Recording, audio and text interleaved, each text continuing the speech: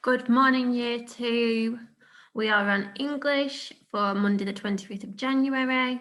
Continuing with Jack and the Baked Beanstalk. We're getting very close to the end of the story now, so you're going to be able to find out what happens. However, today I've linked the task in with the end of the story, as I would like you to write your own ending from the point that we leave off today. Okie doke. So I'm going to continue reading. Please follow along at home.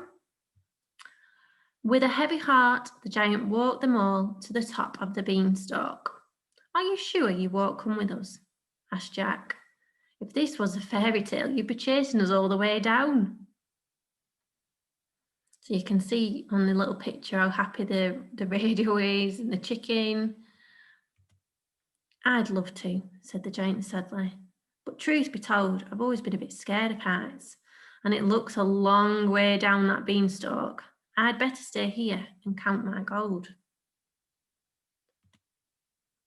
So Jack and Bella climbed onto the chicken's back and, clutching the radio, began the long journey back to the ground.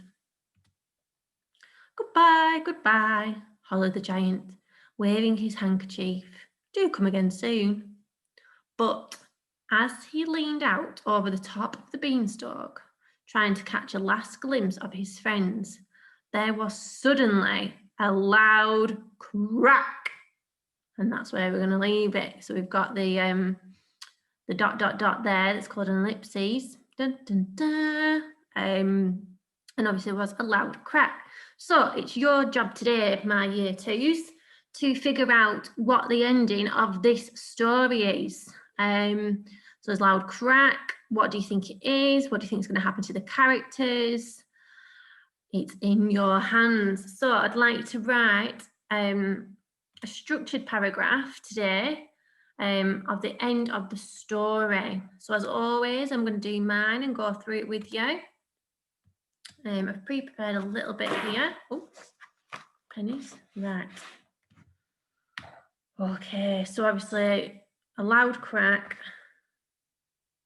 Here we go. So I'm going to go for the giant beanstalk had snapped. Notice how it's an ed ending, even though we tend to say snapped like it's a T, snapped. It's not, it's just a bit tricky, ed endings. Jack, commas in a list. The radio, is it going to squeeze on there? No, it's not. The radio, the chicken, and the giant began to fall down, down the beanstalk. Right, let's read to check. The giant beanstalk had snapped. Jack, the radio, the chicken, and the giant began to fall down the beanstalk. Quite like that repetition there, because it just gives your reader that visual in their mind that they're going woo down the beanstalk. Okay. Thankfully, comma, the giant managed to grab onto a long, sturdy, so strong tendril.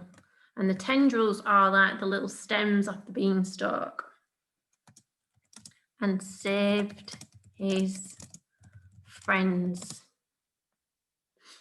Okay, whilst, let me just scroll down a bit for you.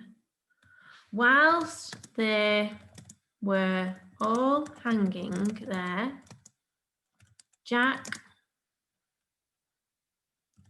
told the giant to come and, where's that going?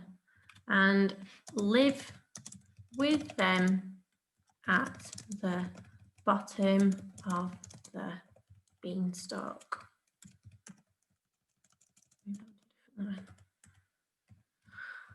Beanstalk, there we go. Okay, let's check through it all.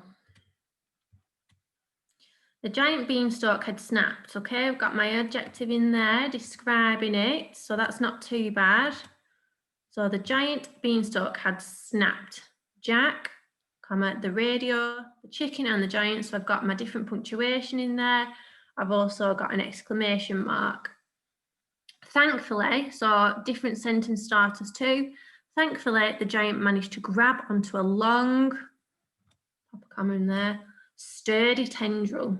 So again, key vocab, we've got tendril, and saved his friends. So I've got my conjunction, linking my ideas together. Whilst they were all hanging there, Jack told the giant to come and live with them at the bottom of the beanstalk. Okay, I'm going to leave mine there. I'm really excited to see how your wonderful imaginations help you to write the end of this story. Make sure you read back your work, like I always do, and try your best, everybody. Thank you very much. Bye. Ooh, can't find my button.